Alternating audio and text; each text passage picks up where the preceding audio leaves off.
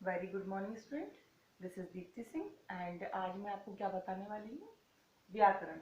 मैंने आपको पहले ही बताया कि व्याकरण या ग्रामर ये ऐसी स्किल होती है जिससे हम कोई भी चीज लिखना, आप भी लिख सकते हैं, हम भी लिख सकते हैं, हम लोग उर्दू भी लिख सकते हैं।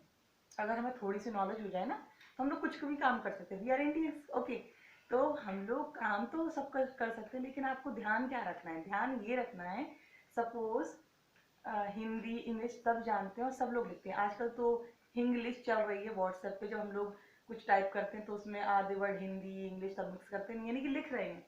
बट व्याकरण हमें क्या बताती है? व्याकरण हमें ये बात बताती है कि हमें उस कोई पर्टिकुलर भाषा, चाहे वो हिंदी हो या इंग्लिश हो, उस पर्टिकुलर जो भाषा होती है उसको शुद्ध लिखना, शुद्ध बोलना और शुद्ध तौर से समझना।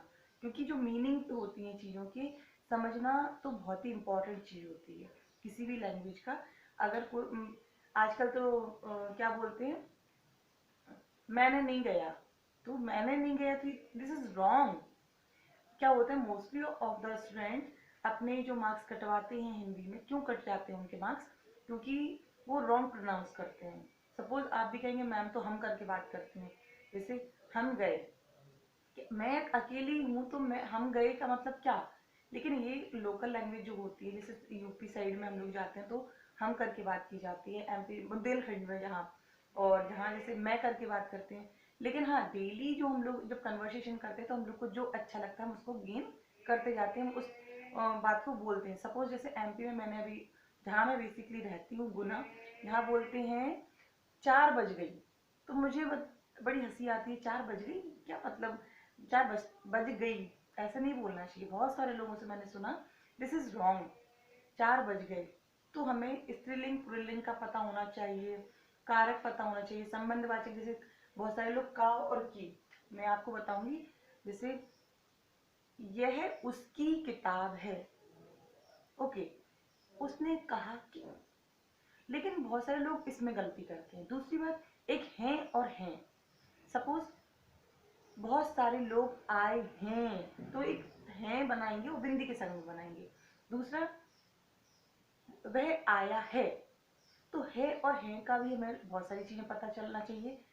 शा और सा का अंतर पता चलना चाहिए। मैं बहुत सारी चीजें लेके आऊंगी आज आपको। मैं क्या जो बताना चाह रही हूँ वो देखिए। व्याकरण वह विद्या, स्किल, यहाँ विद्या से मतलब क्या निकाल रहे हैं? कौशल। स्किल, स्किल से मतलब क्या होता है? सपोज मेरे अंदर टेक्निक सबसे अच्छी क्या है? सबके पास ज्ञान है, सबके पास नॉलेज है, लेकिन जो टेक्निक मेरे पास बहुत अच्छी है, जो मुझे कॉम्प्लीमेंट मिल रहे हैं, ma'am your teaching skill is very good. आपका जो समझाने का तरीका, एक्सप्लेनेशन का तरीका है वो बहुत अच्छा है। अब ये लोग क्यों बोल रहे हैं? क्योंकि पढ़ाने वाले बहुत सारे लोग हैं, और आई थिंक पीएचडी होल्डर भी आप लोग को समझाते हैं, टीचर भी समझाते हैं, तो कहीं ना किसी के अंदर कुछ कुछ डिफरेंट चीजें होती हैं। तो स्किल उस चीज को कहते हैं। सपोज मेरी ड्राइंग अच्छी हो या आपकी पेंटिंग बहुत अच्छी हो, आप बोलते बहुत अच्छा हो, लिख नहीं पाते हो। कुछ लोग लिखते बहुत अच्छा है, बोल नहीं पाते। स्पीकर, हमारे जो नरेंद्र मोदी हैं वो कैसे हैं? बहुत शानदार स्पीकर है ना, मीन्स अच्छा बोलते हैं, और जो बोलते हैं वो लोग मानते भी हैं, चाहे वो कुछ भी कहें। ऐसे ही सुभाष चंद्र बोस, वो भी बहुत अच्छे नेता थे। किस टाइप में? स्पीकर बहुत अच्छे थे, जो लोग मान जाए। तो यहाँ पे स्किल से फिर से बात करूंगी। स्किल का मतलब समझ में आ गया होगा। यहाँ विद्या का मतलब है स्किल, स्किल का मतलब है कौशल। ऐसा माध्यम होता है व्याकरण जिसके माध्यम से क्या करते हैं? माध्यम मीडियम होता है। सपोज अपन लोग हिंदी इंग्लिश पढ़ना जानते हैं, लेकिन नॉर्मल वे में हम लोग को ये नहीं पता, तो अल्प विराम किसे कहेंगे, पूर्ण विराम किसे कहेंगे, तो वो मैं आपको लेके आऊंगी। अभी देखिए, व्याकरण वह विद्या या स्किल है जिसके माध्यम से किसी भाषा को शुद्ध रूप में लिखते हैं, बोलते हैं और समझते हैं। इसी चीज को क्या बोलते हैं? व्याकरण। अच्छा, इनके अंक कितने होते हैं? बुक्स में हम लोग नॉर्मली 3 तरह के पार्ट मानते हैं व्याकरण में, बट मैंने यहाँ पे 4 बताए हैं। 4 कैसे बताएंगे देखिए। एक होता है सबसे छोटा, जो वर्ण कहते हैं, जो हम लोग अल्फाबेट पढ़ते हैं ना, तो क्या बोलते हैं हम लोग उनको? लेटर्स। यहाँ पे भी सेम थिंग है, वर्ण मीन्स लेटर्स, लेकिन लेटर लिख दो तो वर्ण हो गया, और मैं प्रोनाउंस कर रही हूँ, बोल रही हूँ, ध्वनि जो बोल रहा है। सबसे छोटी इकाई, अगर मैं पूछूं व्याकरण की सबसे छोटी इकाई कौन सी होती है, तो क्या हो गया? ध्वनि, वर्ण नहीं आएगा, आपका आंसर रॉन्ग हो जाएगा। ऐसे क्वेश्चन पूछे जाते हैं आपके क्वेश्चन पेपर में या फिर जब आप एग्जाम देते जाते हो। तो सबसे छोटी इकाई क्या है? ध्वनि। और सबसे बड़ी इकाई होती है वाक्य। ओके, ध्यान रखना है, दो क्वेश्चन यही शॉर्ट आउट हो रहे हैं। सबसे छोटी इकाई क्या है? ध्वनि।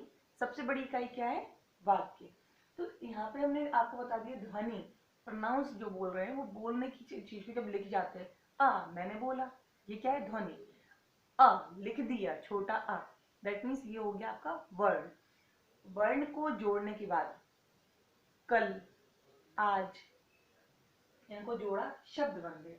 शब्द और पद सेम चीजें हैं, लेकिन कहीं कहीं सपोज मैं घर में रहती हूँ, काम कर रही हूँ, लेकिन स्कूल जा रही हूँ तो पढ़ा रही हूँ। घर में मैं लेडी हूँ, मदर हूँ, वाइफ हूँ, sister in law, brother, means अलग अलग कैरेक्टर, लेकिन स्कूल जाने पे क्या बन गई मैं? टीचर। मेरे पद भी अलग हुए।